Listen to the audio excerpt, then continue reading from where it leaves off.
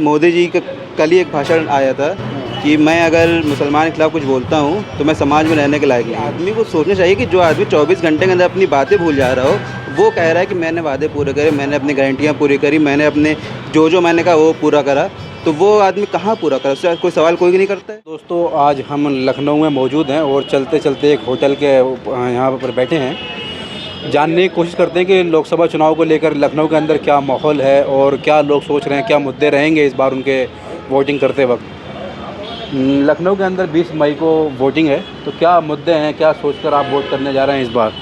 भाई हम खास कर वोट डालने ही आए हैं। हम 3 महीने पहले बाहर गए थे और टिकट करा के इसीलिए आए हैं कि आपकी कांग्रेस को जिताना है। कांग्रेस को जिताने के लिए आए? जी हाँ, बिल्कुल। लेकिन लखनऊ से तो समाजवादी पार्टी के प्रत्याशी हैं। लेकिन हम कांग्रेस को जिताना चाह रहे हैं, गठबंधन को जिताना चाह रहे मतलब कांग्रेस की तरफ से, मतलब गठबंधन को जिताना चाह रहे हैं। जी हाँ, तो मतलब बाहर थे वोट डालने के लिए आप यहाँ आए? बिल्कुल, सिर्फ वोट डालने के लिए हम यहाँ पर आए हुए हैं। तो क्या लग रहा है, देश के अंदर सरकार बदलेगी? इस तरह भारतीय जनता पार्टी बोल रही है कि 400 पार हम का नारा है और 272 सीटें हमारी 4 चरणों में हो गई हैं, बाकी बचे 3 चरणों में 128 सीटें और आ जाएंगी। भाई आपके लिए उनको जो है मुँह की खानी पड़ेगी। आपके लिए जो है गठबंधन ही जीतेगी।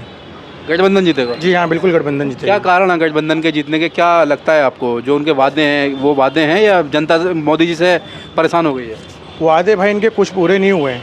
आप देख लीजिए कि 40% जो है इंडिया का आदमी बाहर काम कर रहा है और बाकी परसेंट जो भी बचा वो गरीब उनसे राशन लेके जी रहा है। नौकरी रही नहीं किसी के पास, तो कैसे आदमी वोट दे सकते हैं इनको, बताएं आप। लेकिन आप तो वो, आपके पास तो आर्थिक स्थिति मजबूत है ना, जब आप लोग बाहर से वोट डालने के लिए इंडिया आए हैं। बिल्कुल मजबूत। अगर इंडिया में मजबूत है तो हम इंडिया में रहते ना, क्यों बाहर जाते? आदमी बाहर ज़्यादा कमाने के लिए, 4 पैसे ज़्यादा मिलने के लिए बाहर जाता ना। अगर 4 पैसे वहीं यहाँ ज़्यादा मिलते तो क्यों बाहर जाता? तो राहुल गांधी की जो कार्यशैली है उसके ऊपर आपको भरोसा है? जी हाँ, बिल्कुल भरोसा है। प्रधानमंत्री के तौर पर किसे देख रहे हैं आप? राहुल गांधी।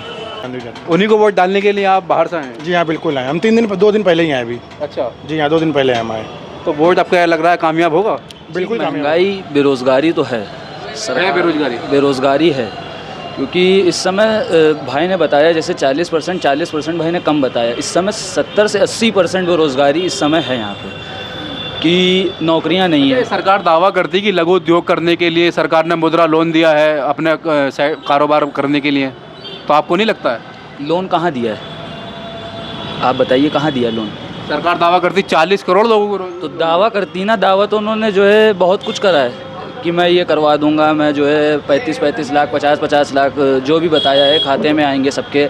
और भी बहुत से उनके वादे हैं और से उनके दावे कुछ पूरे हुए हैं, आज तक के मेरे सामने तो नहीं हुए। इतने साल से मैं देख रहा हूँ।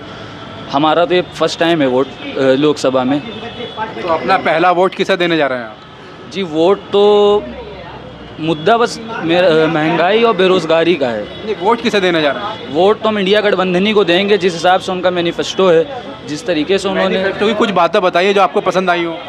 जैसे उन्होंने बताया सरकारी नौकरियां निकलेंगी, सरकारी भर्ती निकलेंगी युवाओं के लिए, और हर गरीब के खाते में जो है साल का 1-1 लाख रुपया आएगा। जो कांग्रेस ने वादे करें तो हो सकता है पूरे भी करे जाएं। उम्मीद है? उम्मीद तो है, उम्मीद है। ये पहला वोट अपना?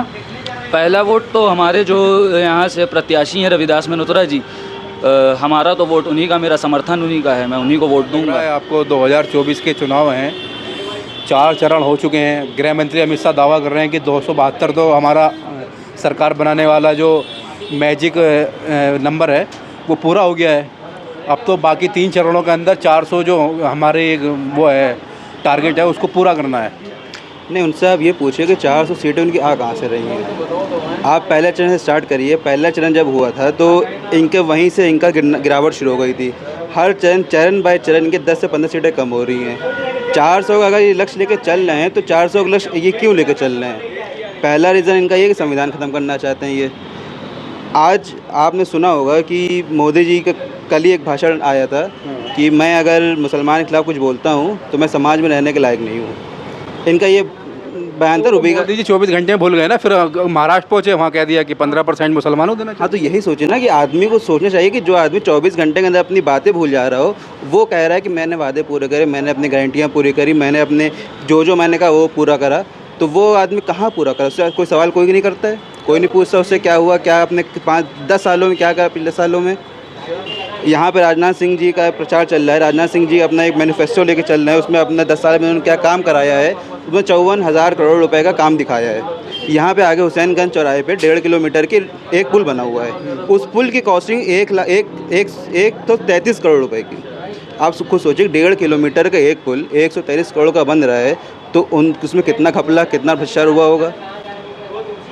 ये तो ठेके पट्टे तो खैर पहले से वो परसेंटेज पर तय होते हैं ना। आप 10 साल पहले जिस मुद्दों को सरकार लेके, आपने कहा था भ्रष्टाचार, आपने कहा था नौकरी, आपने कहा था कि वुमेन सेफ्टी। आज ही खबर है कि जयपुर राजस्थान में चुनाव कंप्लीट हुए और वहाँ पे आज जालौर में महिलाओं पे लाठीचार्ज हो गया। कोई मीडिया नहीं दिखा रहा, किसी ने नहीं दिखाया कि वो लाठीचार्ज हो गया। लेकिन हाँ, वो स्वाति मालीवाल वाले मुद्दे पे जिसका कोई वो नहीं है कि ना वीडियो आई ना कुछ आया, एविडेंस भी कुछ नहीं उसका नहीं है कि आप कहीं कोई एविडेंस। स्वाति मालीवाल तो आरोप लगा रही है ना। आरोप तो अब ये बताइए, आरोप लगा के कल कोई मेरी पार्टी को या कोई आदमी चला जाए सपा छोड़ के या कांग्रेस छोड़ के या बीजेपी छोड़ के। अभी तो उनको 1 महीने पहले राज्यसभा सांसद बनाया ना आम आदमी पार्टी ने। तो उनका आरोप जो उन्होंने लगाया है आरोप, उस आरोप पे आप FIR कराइए।